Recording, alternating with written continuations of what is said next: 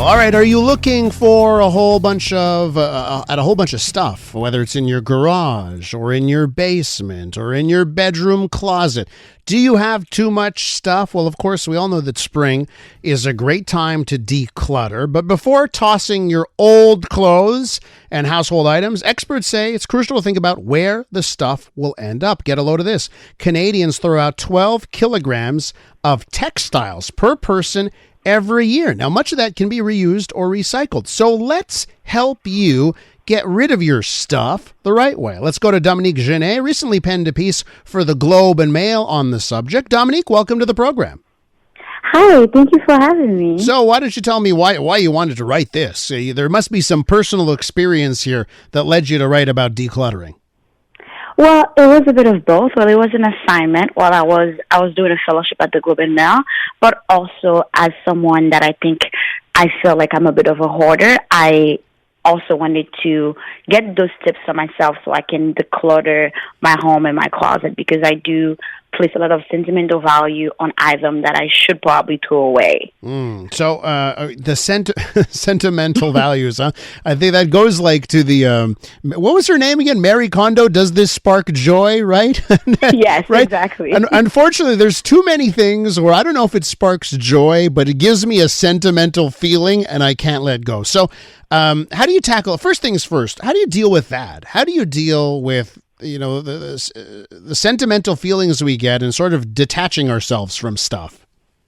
Yes, for sure. Some of the people I've spoken with for that piece gave some really good advice when it comes to items that we have sentimental value about, and some of them were basically, so one of the examples, let's say, for example, a photo or any type of records that you have from your family that is causing a lot of clutter.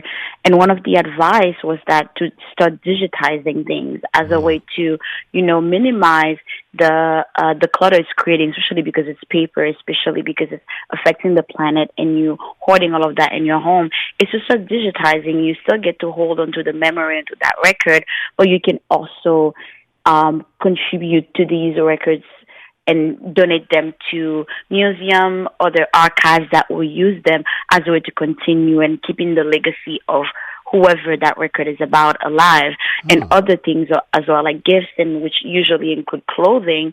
And like to what you said about sparking joy, one of her advice was, yes, you can hold a sentimental value about an item, but you could also find other ways to still keep that memory without holding on to the object itself. Like, for example, if it was given to you by a friend, you can, of course, wear it one last time, take pictures in it, and you have that memory of that item, but you don't have to keep it, essentially. Oh, that's interesting, too. Like taking a photo of you wearing that piece of clothing, so you'll have that memory about, hey, I remember that sweater Jenny gave me way back when. Exactly. Yeah. Let's talk about clothing here, because I know there have been times where I want to declutter, especially when it comes to clothes, but I'm sort of worried about doing it the right way, because I don't want to just throw it out in the trash. I know a lot of it can have a second life. So let's tackle that. How do we get rid of our clothes the right way? Yes, well, the first step is to try to develop sustainable habits. One of the people I spoke to about that in my article is Kate Bahan. She's the managing director of Charity Intelligence Canada, and she spoke about how while when we donate items, they can help divert them from landfills here in Canada, which is an environmentally conscious decision to make, but we are not thinking that those clothing also go to create waste in other countries. And that's something that we should have at the back of our mind when we're donating, when we think we're doing something good by donating by donating old clothes that we have, and they end up just going to other countries, creating waste, and so we're making it somebody else's problem. So the first way that we can avoid that is to, first of all, before you jump onto donation, think of upcycling. Can the clothing that you have be changed into something else? Can you turn it into a rag and give it a bit more life before you end up donating? And also looking at the state of the items that you're donating, because sometimes people just donate straight up garbage, things that have no use to them. And then what happened is, based on the data that we use in the article, is that they end up just going in countries like Pakistan India, Tunisia, Nicaragua, and other countries in East Africa. And again, it is creating a problem for other countries that we are trying to avoid here at home. And so upcycling, and when you're donating, also avoid those big organizations that are also overwhelmed with donations, like Value Village, but instead start looking for local organizations that have specific needs, and pick up the phone to call them and ask what the criteria is, what exactly they need, instead of just bringing a huge bag and not taking into consideration if those items will be put to use. So local charity, local organizations, and then if you also avoid charity bin, because there was an investigation, I believe, by CTV News, where they were placing trackers into donation bins to see where they would end up, and that was a huge thing. And that also made us realize that those things that we donate, sometimes you don't know where they are going. So the best way to donate would be to reach out to your local organization. Community swap and meets are also a great way, because then you go in there and there are actual physical people browsing through what you have, and then you also browse through there, so then you know that those items are actually going to be useful. We're chatting with Dominique Gené, who recently penned a piece in the Globe and Mail on decluttering and getting rid of that stuff. It's entitled Clean Sweep. So, Dominique, so that's a really interesting point, right? Because I think we've seen those gigantic bins in our communities, and sometimes we toss something in there. It's not necessarily going to end up, like, I think we'd like to think that it would help out someone in our community. That's not necessarily the case. We need to be wary before we toss stuff into those gigantic bins. Exactly. Let me ask you about this, the right way to sell your stuff, because that's one of the, you mentioned in your piece about sorting into piles, right? And we tackled upcycling, right? Of course, there's the donations, the giveaways. What about selling your stuff? What really has some value, and what's the right way to perhaps get rid of your stuff and make a profit at the same time?